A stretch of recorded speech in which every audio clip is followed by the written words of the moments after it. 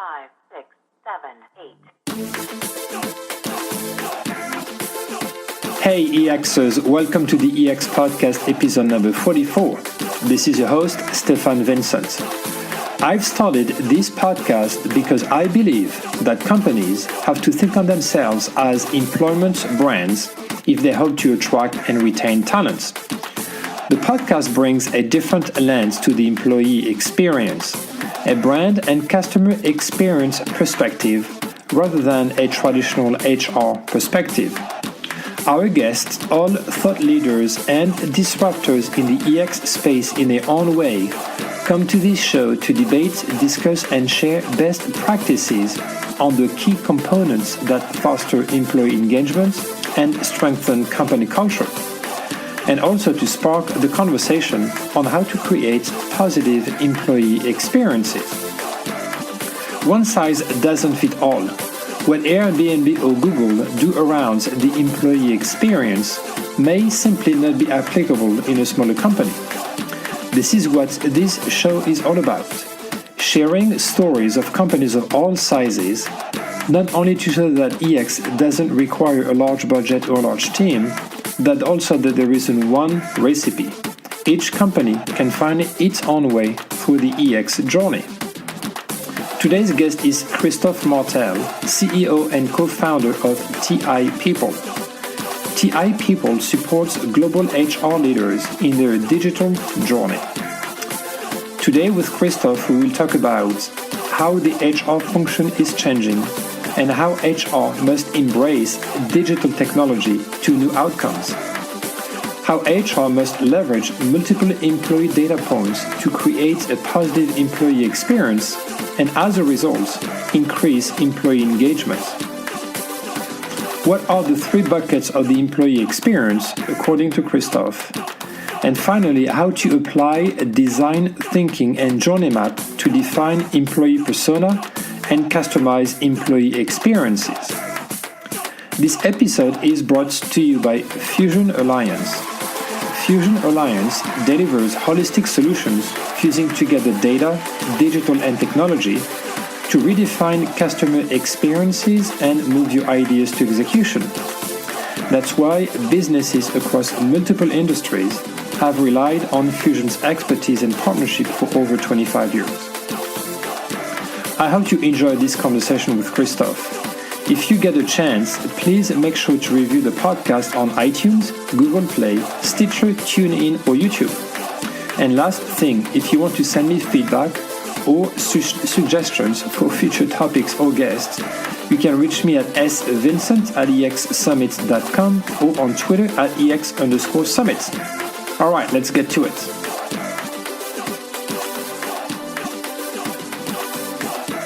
Hello everyone, welcome to another episode of the EX Podcast. Today's guest is Christophe Martel.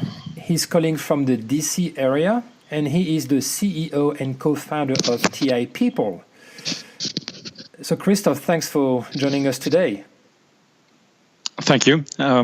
Good afternoon. And I will just have to point out that both of us are originally from France, so you may detect a slight French accent throughout the conversation. Yeah, only with Stefan, not with me.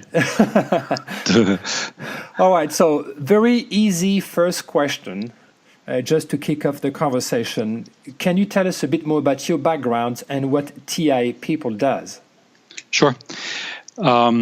So my background, I'm indeed French. I've been working outside of France for the past 20 odd years in Europe, Asia, and North America, mostly on the business side, so building and leading businesses in the software industry, and then most recently with CEB, also known as Corporate Executive Board, recently bought by Gartner. And for the past, so I spent 15 years, the last 15 years at CEB, and 2.5 of which I spent as CHRO for CEB before the Gartner acquisition. I left in July of 2017 and co-founded TI People in the US with my partner Volker Jacobs, who's a German gentleman whom I've had worked with during my time at CB, and who had created the European branch of the company. So which brings me to what does TI People do? Well, Volker initially created the business, and I subsequently joined it to help HR teams at large and medium-sized organizations in their challenging quest to get the most out of digital. Right, there's a digital revolution that is just unfolding everywhere, and a lot of the companies that we work with struggle to make sense of it on the HR front in terms of what to start doing, what to stop doing, and what to pay attention to, given the amount of noise there. Right, so as you say, digital technology has drastically changed our lives and the way we work. And when you think of it, the marketing function moved from analog to digital about 10, 15 years ago. Now it's the turn of HR to go through that digital disruption. So what's changing in the HR world? Well, there's a really interesting analogy, actually, because for having worked with marketing functions as a business leader, I've seen the change from let's say 10 years ago, or even 5 years ago in some cases, from a relatively soft function with the general perception from the business side that marketing was useful, but we didn't really know what it brings to the table. We couldn't really quantify its impact to a function today where that's much more hard-edged.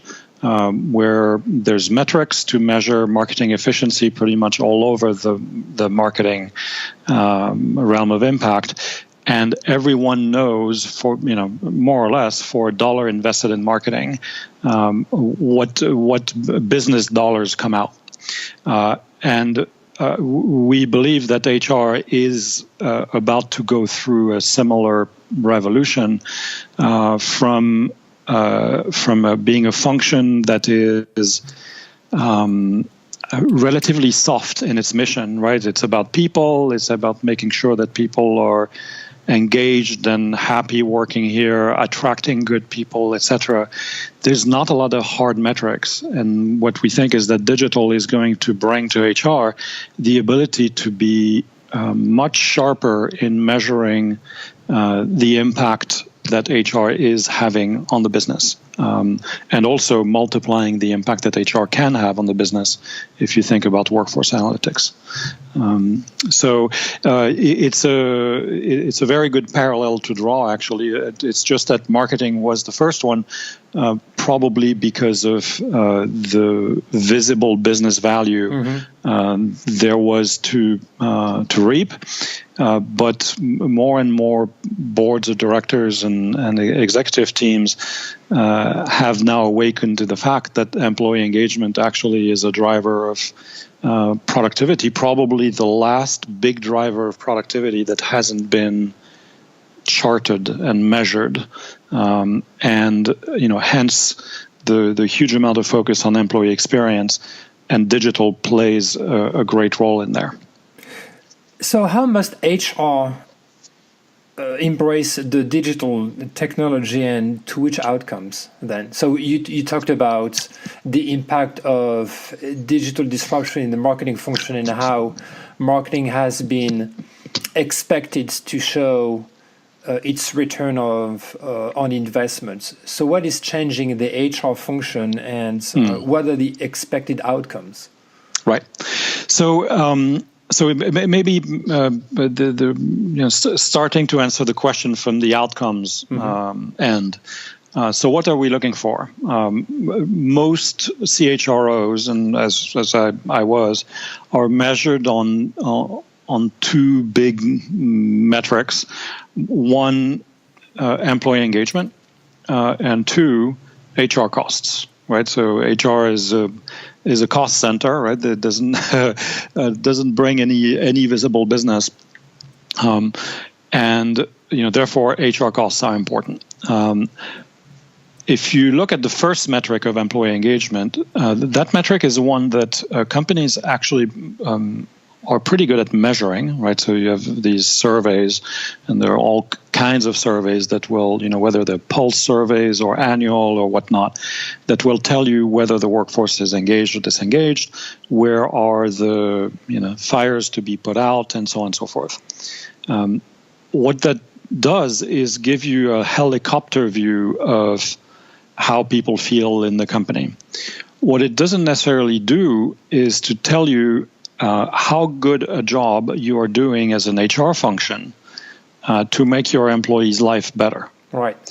And if we take the parallel in the marketing or customer service world, employee engagement is similar to customer loyalty or customer satisfaction. The big question that marketing and customer-facing teams are trying to get after is, what is creating that satisfaction?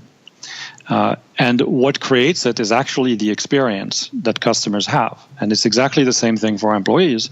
The experience that employees have as they go through their employee journey, that's made of plenty of smaller journeys, their experience is going to dictate whether they're engaged or not.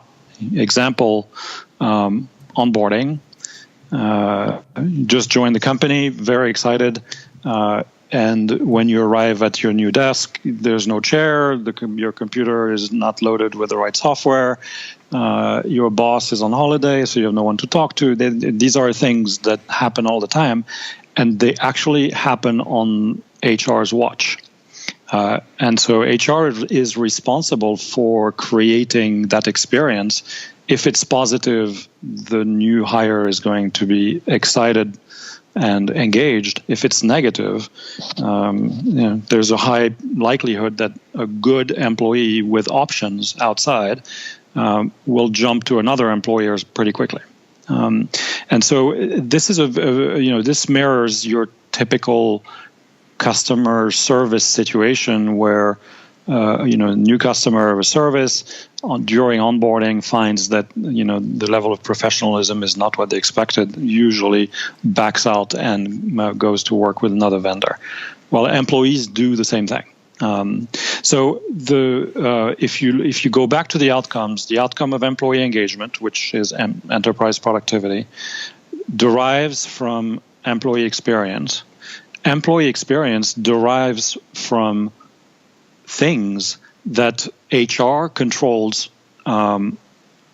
for, let's say, half of it, right? So onboarding, relocation, support when changing jobs, support during a life event, leaving the company. These are all very important moments. We call them moments that matter, where engagement is created or destroyed. And HR owns these moments for 70 or 80%, and it's their job to make these moments a great experience for their employees. Now, there are things that HR doesn't own, like systems, for example. So, how is your interface with Salesforce.com or enterprise systems, etc. And that's something that we see some CHROs actually own in full as well, working across the executive suite with CIOs and facilities leaders. How many ping pong tables, what workspace do people have, and so on and so forth.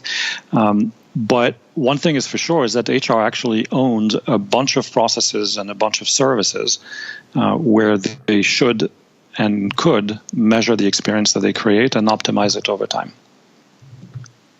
So that's how that's kind of step one in the idea of getting to the outcome of employee engagement. Now, what to do with digital vis-a-vis of that, knowing that you don't have unlimited resources to invest in creating the best possible experience. Well, once a company has mapped, and we can take the example of onboarding again, that onboarding journey seen from the perspective of a new hire coming in and expecting the best.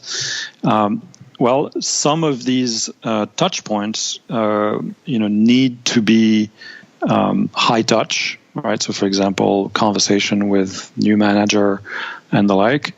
Some of these touch points can actually be automated. And that's where bots or AI can come and play a role, so that you don't blow out the HR cost base as a result of providing a great experience.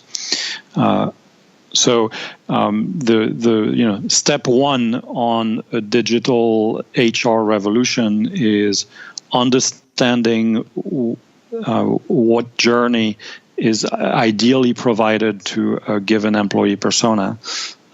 Step two is to see in this journey which touch points should be high touch, human interaction, and which can be automated. And then step three is to keep iterating and measuring the experience created until you get to the perfect balance of experience and cost. And that particular process is one that is not new. Financial services, banking firms have done this with customers for a few years now, and it actually works.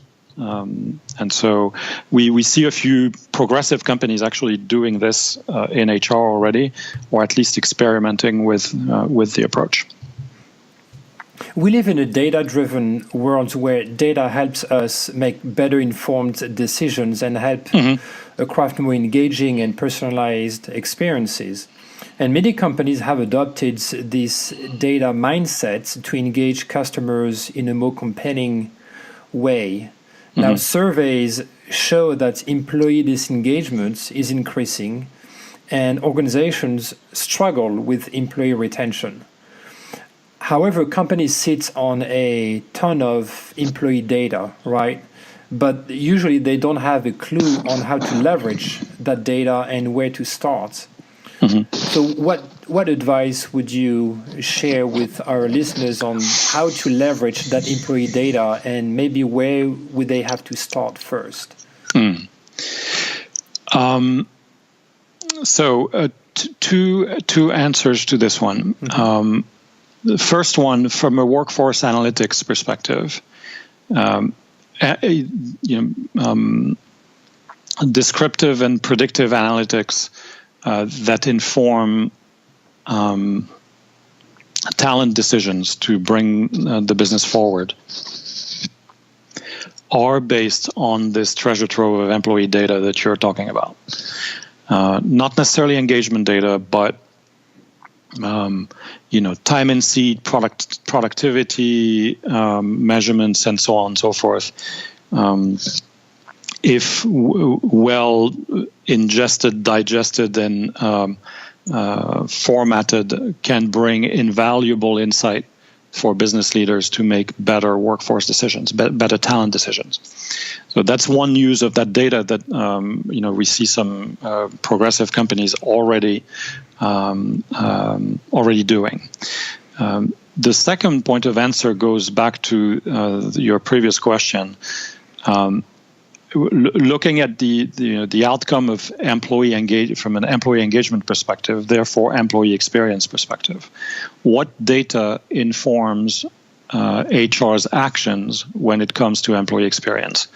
Two types of data. Number one, first-hand data, i.e., Net Promoter Score or customer effort scores, which are basically experience data points that are measured at a given touch point. So, for example, going back to onboarding, the new hire, gets his desk and starts, using their computer. There's a, smiley face, frowny face app that asks them, okay, did this work or did this not? Right? It's very shallow data. But multiplied by the number of people onboarding in a company in a given day, is actually a huge predictor of what needs to be fixed in the process. So that's first-hand data. Secondhand data is data that is available from HRIS systems or any other system throughout the company that basically are reflecting the employee experience. So, for example, time spent on social media, for example, usage that one makes of internal chatter type apps, and so on and so forth. That secondhand data is actually a good input to inform perspective on employee experience. However, it often is not specific to a touch point, and therefore is a little more difficult to act upon. And so we see a lot of companies that are trying to build a better employee experience approach, use first-hand data as the leading indicator of what to go and fix next, or what to go and improve on next, and use second-hand data more as context data to make sure that there is no angle of this that they're leaving out.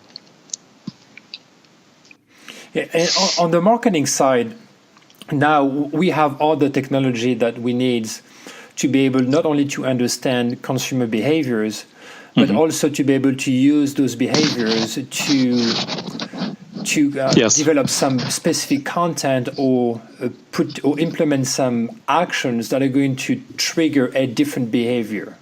Yes. Right? Do you see that moving forward, companies will be able to do the same with employees, where they will have all those data points and they will be able to leverage those data points to not necessarily force, but to empower or encourage employees to adopt different behaviors? And especially one of the biggest behavior would be to change their level of engagement or commitment.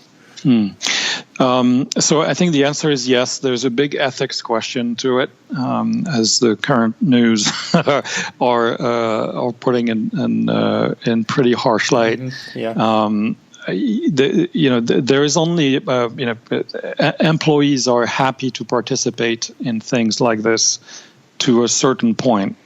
And there is a point where Big Brother starts to take over that tends to be scary for them. So there's a big ethics question there, which is actually something that we're working on the analytics ethics charter to see what's okay to do in terms of employee data and what's not okay to do. Because you can involuntarily create a ton of disengagement by trying to create engagement.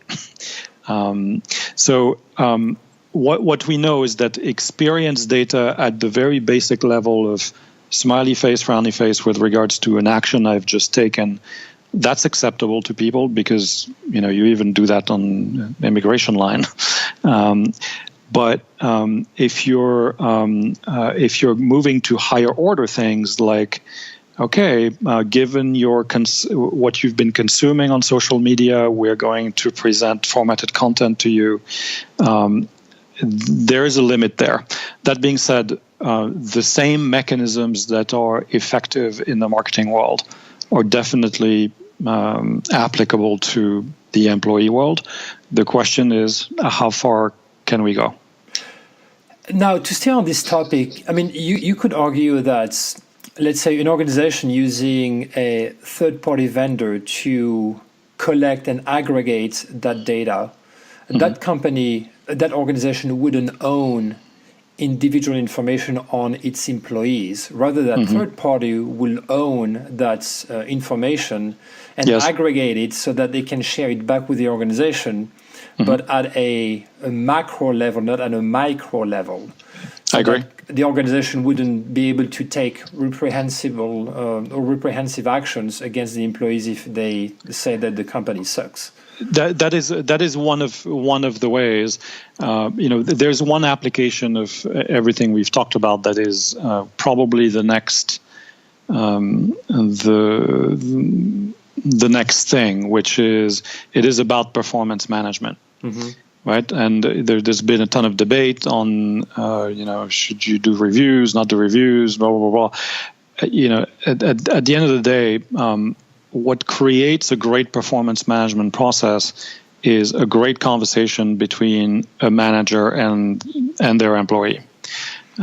And how one of the most intuitive ways to see how this conversation goes is to ask an employee, well, how did it go, and how do you feel now after that conversation? And is it smiley face or frowny face, right? And you'd expect, actually, even if it's a tough conversation, that people feel, after that experience, don't feel like they want to quit the company. And so.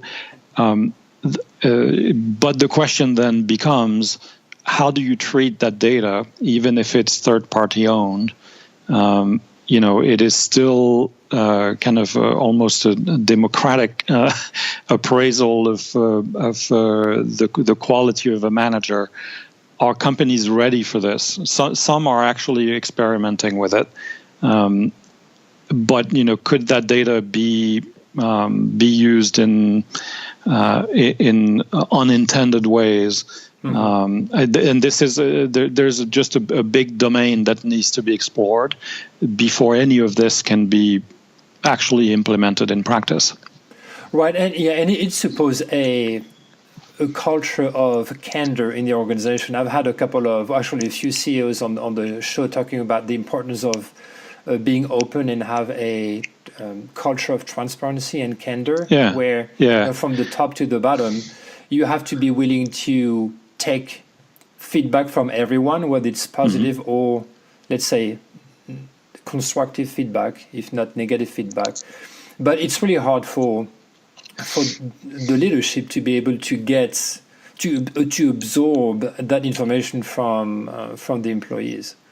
Well, yeah, it's in particular for companies that have legacy behaviors that have been established,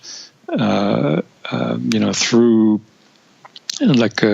all corporate genetics, if you will.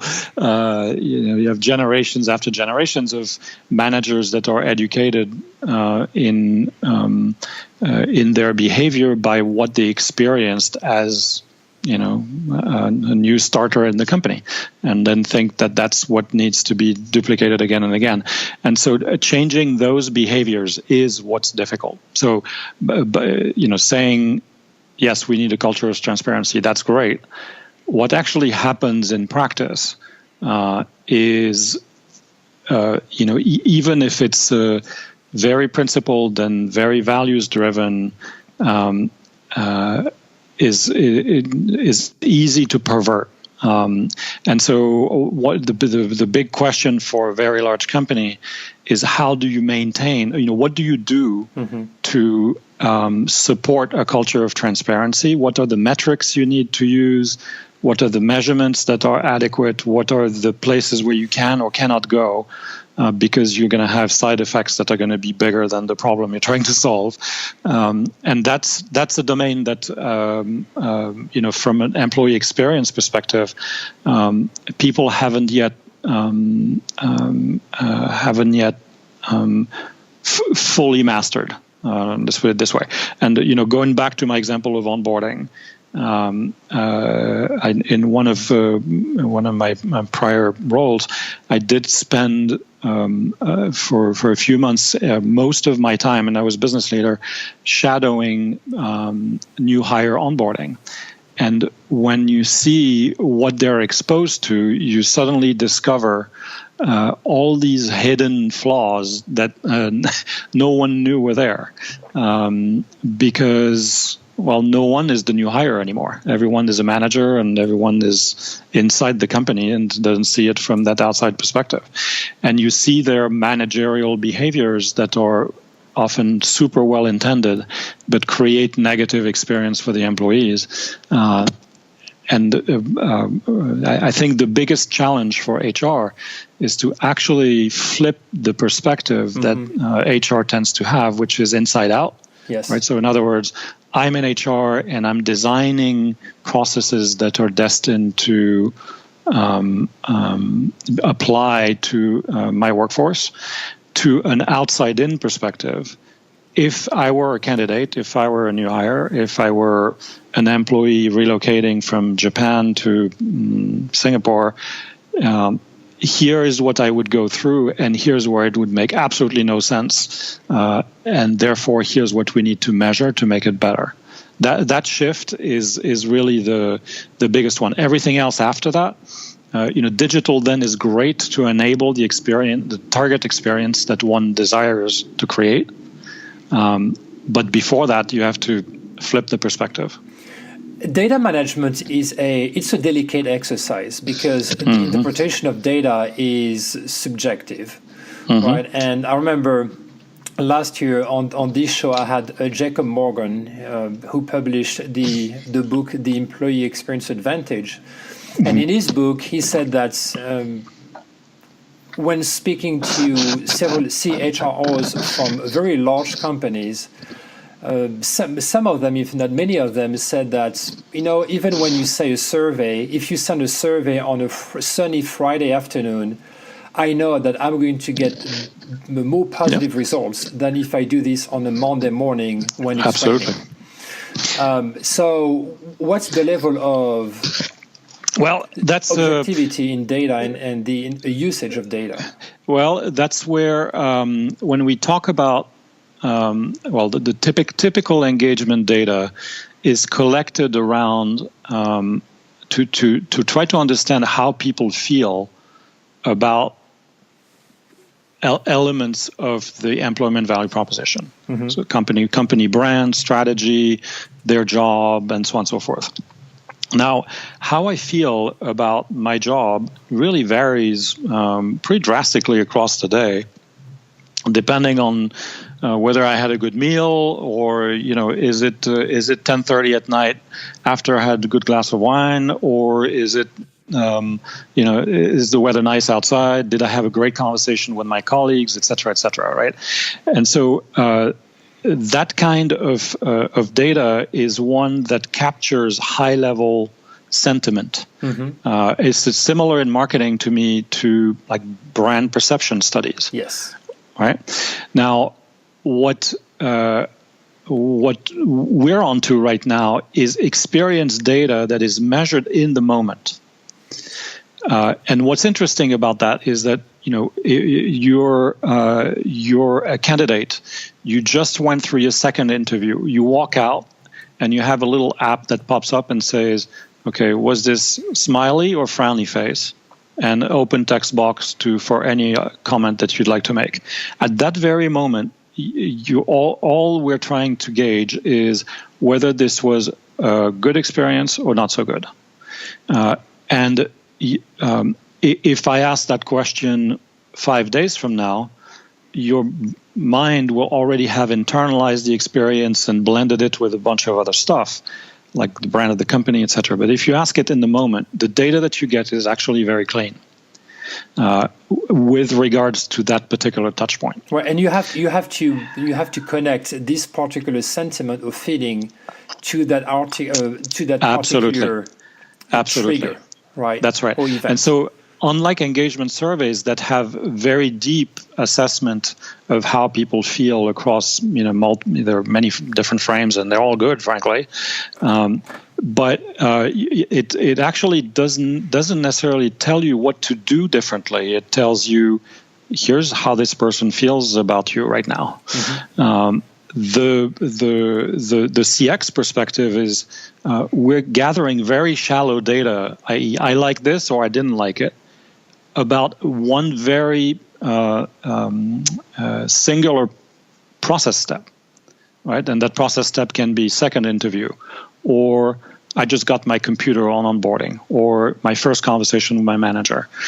And that's such a discrete step that measurement then multiplied by the number of people that go through the process becomes a huge data set to say it's not about the person, but it's about that particular process step that is either good or not good.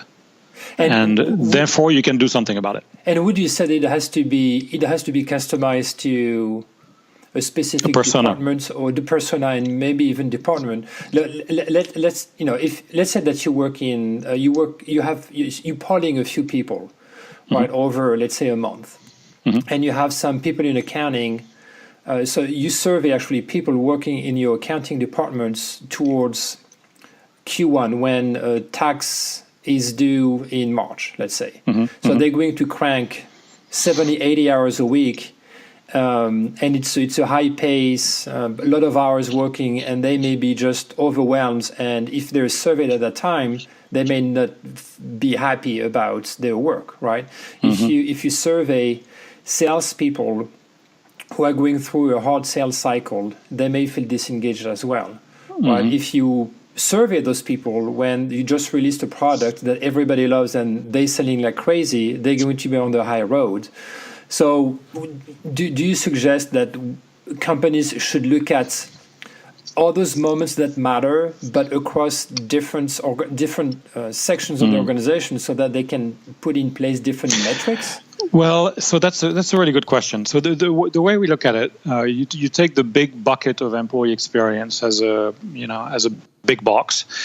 In it, we see three boxes. One is the experience of HR. So in other words, how do the HR services that I'm consuming make me feel? And there was a famous quote from Maya Angelou that said, that's often used in the customer service world, people won't remember what you say or what you do, they'll remember how you made them feel. Which is a very powerful concept of, HR actually plays a big role in the life of an employee. And in particular, these moments that matter are like the ones I mentioned. You're getting hired, you're onboarding, you're relocating, you're changing jobs, you have a life event of some sort, whether it's having a child or other. These are moments where you need support. And if at that time HR delivers a subpar service, your engagement level is going to drop because you're vulnerable. And it's very similar in the banking world to if I've lost my card and I'm in the middle of Bhutan, like it happened to me recently, and I'm calling and I'm saying, okay, I need help because I need to book a flight. If I land on a bot and I end up in an endless loop and nobody takes care of it, I am changing bank as soon as I get back home. In this particular case, I actually had a really senior person who said, let me help you out, and we're going to figure it out, blah, blah, blah. And so it's moments that matter are these loaded moments, right, where and these are moments that HR controls. And so for those, our belief is that HR, because it controls these moments, should do a good job with those. And I think that right now for most HR organizations, I would say that HR leaders would be challenged to know whether they're doing a good job or not at these moments. So first of all is knowing if it's good or not, and then second, to make it better. So the second part of employee experience is leadership and culture experience. So in other words, what is my experience with my manager and with the senior leadership? Because that is a big driver of engagement, as everyone knows. And what is my experience of my coworkers? So my teammates or cross-functional teams. That's the leadership and culture, and that's something that HR actually drives through the performance management process and through other means, particular leadership values and training and coaching, etc. But it doesn't directly own it because actually the business, the leaders themselves own it. And so it's a big influence game for HR to drive that. And one of the objectives there is to try to measure that experience, to say, you know what, when you talk to your employees in that way, they walk out of the room, they're disengaged. Maybe you could go and do a better job next time. That's bucket number 2. And bucket number 3 is systems and facilities. And that's I'm using whatever facility in the organization. I come to the building, my workspace is nice, there's light, there's playrooms and whatever. And all of this combined actually creates the total experience. And then there's, are you in the right job, right? And so if you're a salesperson and you can't take a quarter close, then maybe you should go in back office and see if it's better. But our perspective is these three buckets we talked about are buckets that can be controlled. And therefore, and right now organizations don't control them. And there's a great effort to say, let's map this out, measure it out, and then make technology investments along the line to make this, easy, fun, and kind of flawless for people to use, just as they're used in their daily life, right? Right now, interacting between an employee and HR is often so much more cumbersome than it is compared to when I interact with Netflix. Right? And it's very frustrating for HR executives because as a CHR, it was you could see the complexity that we were pushing out to employees, and it feels bad, right? And so the way to solve that is to do what Amazon or Netflix did, is flip the glasses from our internal HR knows to the employee knows, and say, okay, what does this look like? What does this look like seen from their lens? And then based on that, it opens a ton of doors for process optimization and quality of experience. Okay, so that leads me to another question. Then you talked about, or you mentioned earlier, personas, right? And yes, obviously we're talking a lot about consumerization of experiences, and mostly with the millennials. Yep. And how they approach spending and their lives in general. Do you see that we're going to go through a consumerization of work experiences? And the related question to this is, the same way companies are able to use technology and bots and data to provide, to customize experiences based on personas or customer segments. Do you see that organizations will, in the future, somehow develop personalized experiences based on employee personas? Very much so. So the work we're doing right now with a bunch of companies, and we currently, I'm talking about all this as if we've figured it out. The reality is that we're working on figuring it out with a bunch of co-creator companies that are just providing their input there, and we with them we identified roughly 10 personas. Actually, it should be persona, and 10 moments that matter, and ask them to prioritize those to start building a viable, journey mapping measurement product across, that 10 by 10 matrix, right? And the two that they chose for moments that matter were recruitment and onboarding. And the reason is simple, is because of how much business value is generated or lost at that time, right? Recruitment everyone knows, but also onboarding, somebody who joins the company and leaves after 6 months is really a huge amount of wasted productivity from a workforce planning perspective. So they selected these two, and then from a persona perspective, they selected three personas as the ones to start with. First one, and before all of them by a margin, was the data analyst. So relatively junior profile, less than 5 years experience, millennial, data analyst, machine learner, you name it, that type of profile, which is incredibly hard to find today. So good digital talent. So that's the persona number one. Number two was frontline sales manager.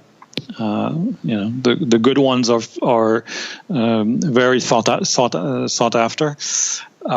And number three was senior executive.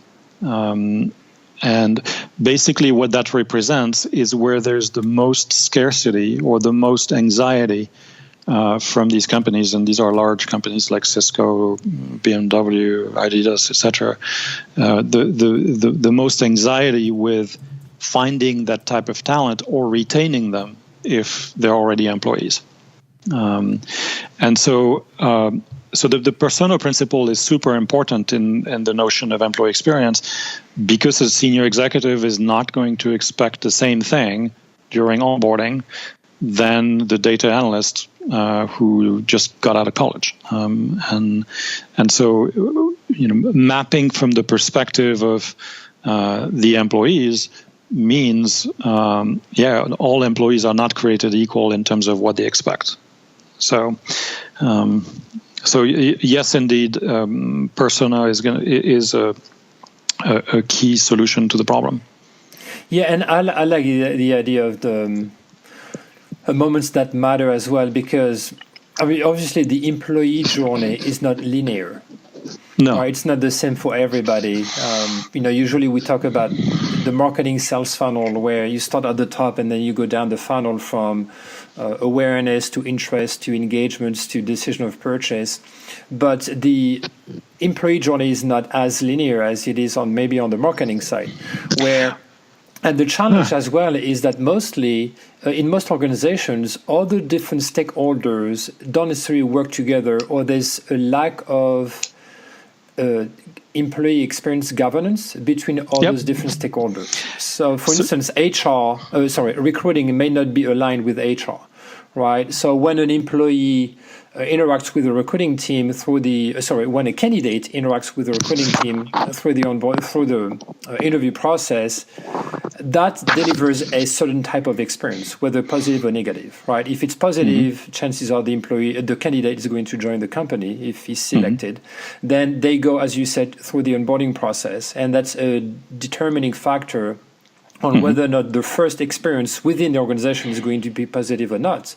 But then that person goes to his or her manager, and if the manager is not aligned with the entire employee experience, the experience won't be as positive, and so forth and so forth.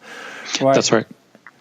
And so the big, actually, you mentioned marketing earlier. You're right about marketing. However, if you take the perspective of customer service, you start seeing huge similarities. Yes. So imagine, somebody who buys a piece of software somewhere. There's the marketing phase and then the sales phase until the moment where they purchase it. That is like recruitment. Then there is onboarding, and which is basically the person is trained on the piece of software and learns how to use it and starts to has problems, needs help, etc., etc. So very parallel there. And then the person is in usage mode, right? And so is getting value out of it. And at that point, all kinds of things happen, right? Their job change, their requirements change, the software itself changes, the service person is now a different one, and so on and so forth. And so you have actually very similar issues in the customer-facing world, where customer service teams, sales teams, marketing teams, product teams, and a bunch of other people actually interact with that customer. And the experience that the customer has is the sum of all these interactions. And if the interactions are bad at times that matter, they will change provider. And it's actually, think about being a banking customer. That's exactly the Bhutan credit card example I gave earlier. That was a moment that mattered to me. Now, when I go to my branch, the person I talk to is not super pleasant, I'll get over it because I just go to deposit a check and, what's the big deal? And so it's the moments that matter means moments of truth. It's moments where the employee will judge their employer, right? For example, if you have a death in the family, how does your employer react? And I've seen horrible ways to react, or downright disrespectful or incredibly warm ways to react, where people are just made to feel better, right? And every good HR person knows that these moments matter. Well, the problem is that right now we are relying on a kind of human goodwill for these things to be delivered in a good way. And, that's hard to scale. It's easy in a really small company, but the bigger you get and the more global you get, the harder it is. And then that's really the idea of measuring and mapping that experience. Is if we are delivering bad experience at a time that is a moment of truth for an employee, HR needs to know about it. And it's something that actually, for the great news, that HR can do something about it. That's the big news, right? Because I can tell you, for having done engagement surveys, you get an engagement survey that tells you, okay, this portion of the company is not feeling great, and usually it's because, I don't know, the business is not doing well, or there's a recession there, or whatever, act of God, or because there's a leadership problem, right? The leader in that particular region or business unit or whatever is not doing a great job. But your job then in HR is completely reactive, right? All it tells you is there is a fire, go put it out. What this idea of mapping and measuring employee experience is suddenly a proactive way to look at it, which is, you know what, at the moments of truth, here is the experience you're delivering on a consistent basis. If you start falling below that level, you got to go fix it right away. And that's getting after the source of engagement or disengagement. So we're getting close to the end of our conversation today, but this was fascinating conversation. I really enjoyed it. So let me ask you some fun questions before we wrap this up. So if you were to invite a famous person to dinner, who would you choose and why? It would have to be Einstein. Because the guy was so smart. He has a great sense of humor. As somebody, people who can cross scientific swim lanes are just deeply impressive to me. And actually, what we've just talked about, it's taking marketing and customer-facing things and applying them to HR. That's super exciting to me, because it's not reinventing the wheel, but it's kind of inventing a different shaped wheel based on all what we've learned elsewhere. So yeah, plus the guy had a great smile. So I don't know. Yeah, and great haircut. Yeah, great haircut. That's right. So from Frenchman to Frenchman, I've got to ask you, what's your favorite food? Favorite food? Well, it's actually my wife's food. And she might listen to this once, so I'm kind of very measured with my answer. No, she's my wife's American, but she spent about 10 years in France and in Italy, so she learned to cook there. So I'll say no more. But she's a very good cook. So yeah, that's French and Italian then. Well, actually, she and anything in between. So, of course, French and Italian. What am I going to say? Yeah. All right. Yeah. What is your favorite vacation spot or destination? Vacation spot. We have a house in a small island off the coast of Brittany in France called Île-Dieu. So that would be the favorite one. I haven't been there in a while. But it's very nice there. Oh yeah, I'm from Brittany actually, so it's great. Well, so there you go. It's not considered Brittany proper. It's Vendée, but close enough. Yeah, it's always subject to debate. That's true. Well, depending on the politics at the time. Right. So what is the way for our listeners to follow you and TI people on social media? Social media, probably the best way is LinkedIn. The company is a year and a half old, so we're and I have to say, my son tells me that I'm a dad, and as such, LinkedIn is kind of the most advanced social media sport that I engage in, and Volker, my partner, is not that much better, but we're actually quite active on LinkedIn. Otherwise, our website, we're working on what we're going to do with Twitter, Instagram, etc. But that's still on the to-do list rather than the done list. Okay, and we'll share that on the notes for the podcast as well. Okay, that's great. Thank you. Any last word of advice or wisdom? No advice really, except that HR is a really exciting place to be right now, because going back to your intro talking about marketing, where marketing has now been recognized as one of the key functions in the company, right? 10 years ago, if you were not in the consumer goods world, you wouldn't ask a CEO, who's your CMO? Today, that's always a question. HR is,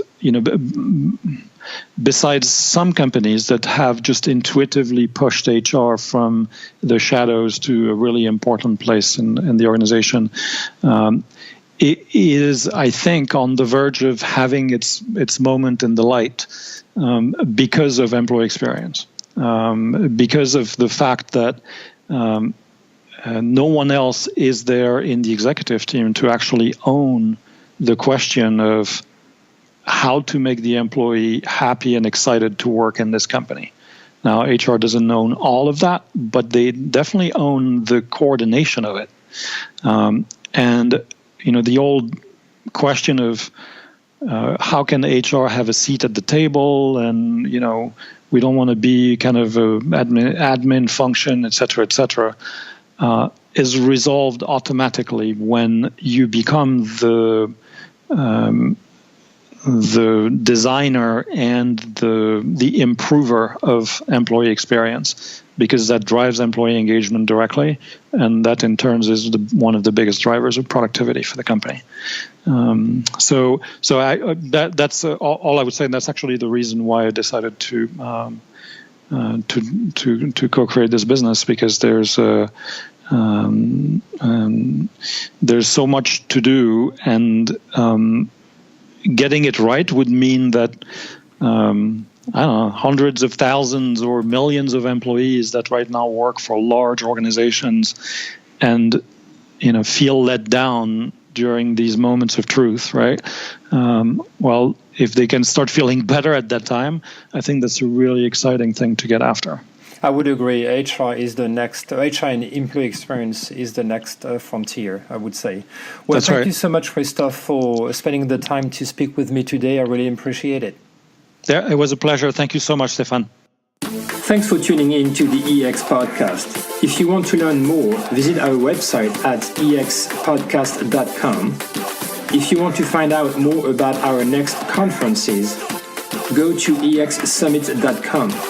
Finally, you can also find my manifesto on business to employee or B2E branding at b2ebranding.co. See you next week.